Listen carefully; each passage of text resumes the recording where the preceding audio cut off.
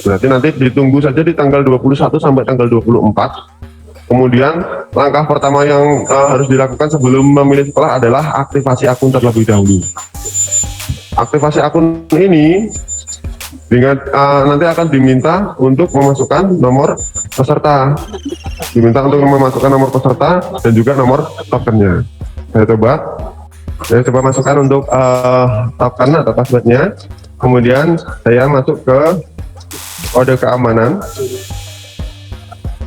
Nah, sifat email ini adalah opsional Bapak Ibu. Saya perbesar dulu. Sifatnya ini adalah opsional, di mana password siswa boleh tidak email siswa boleh tidak diisi. Tapi dengan catatan jika nanti tidak diisi, maka untuk melakukan atur ulang passwordnya harus menghubungi operator sekolah terdekat. Oke, jadi harus menghubungi operator sekolah terdekat. Sebenarnya email ini fungsinya ketika nanti calon peserta didik lupa passwordnya bisa langsung di reset sendiri menggunakan lupa password. Nanti akan dikirimkan resetnya melalui email yang sudah diisikan.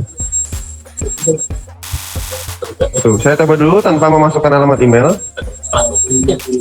Nah, dari sini ketika sudah diklik cari akan muncul info siswanya beserta sekolah asalnya. Setelah itu langkah selanjutnya adalah mengisikan password. Password ini dibuat oleh siapa? Oleh calon peserta didik itu sendiri.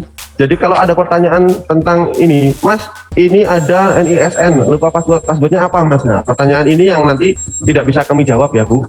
Kenapa? Karena password ini dibuat sendiri oleh calon peserta didik. Kita bisanya nge-reset, ya, di reset nanti bisa. Tapi kalau disuruh menjawab passwordnya apa, disuruh menebak calon peserta didik se-Jawa Tengah, saya kira itu mustahil juga, ya. Itu. Selanjutnya diisikan, saya coba isikan. Di sini ada ketentuan, tetapi tidak mengikat, akan tetapi ada saran di mana di situ akan mengukur kekuatan password tersebut. Ada kombinasi angka dan huruf.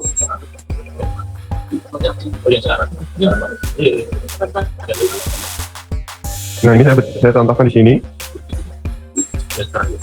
Jika sudah diisikan passwordnya, kemudian langsung diklik aktivasi akun. Nah, ketika sudah ada informasi aktivasi akun berhasil, maka di sini posisinya calon peserta didik sudah berhasil melakukan aktivasi. Nah, kalau seandainya dilakukan pada tanggal 21 sampai tanggal 29, maka nanti calon peserta didik tidak perlu melakukan login kembali, karena otomatis setelah aktivasi akan dibawa ke halaman login. Jadi sudah otomatis login di sini, bisa melengkapi kebutuhan berkas maupun memilih sekolahnya. Kebutuhan berkas ini nanti akan kami sesuaikan juga untuk penyesuaian per jalur ya. Jadi karena masing-masing jalur punya persyaratan yang berbeda-beda. Contoh untuk surat keterangan keterangan tugas orang tua, SK tugas orang tua itu juga nanti diunggahnya hanya di jalur ETU saja. Ini nanti akan kami sesuaikan berdasarkan berkas yang dibutuhkan. Jika sudah, nanti bisa klik kembali ke beranda.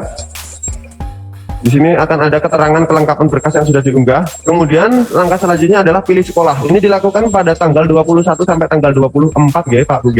Jadi tidak bisa dilakukan pada tanggal 14 maupun di tanggal 14 sampai tanggal 19 sampai tanggal 20 nggak bisa dilakukan pada tanggal itu.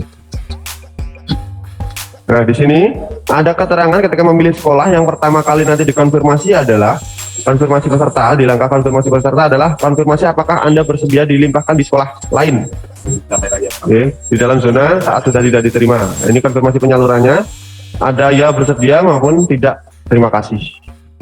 Tuh, artinya konfirmasi bersedia disalurkan atau tidak nanti di awal sebelum memilih sekolah. Jika sudah melakukan konfirmasi, silakan ada pilih sekolah. Pilih sekolah. Nah, jadi kalau tadi karena saya memilih di jalur zonasi, pendaftaran di jalur zonasi, maka nanti akan muncul sekolah-sekolah yang ada di zonasinya. Berapakah jumlah pilihan sekolahnya? Hanya satu. Di sini sudah kami berikan keterangan bahwasanya sesuai dengan Juknis, Anda dapat memilih maksimal satu pilihan sekolah atau menggunakan data kompetensi. Oke.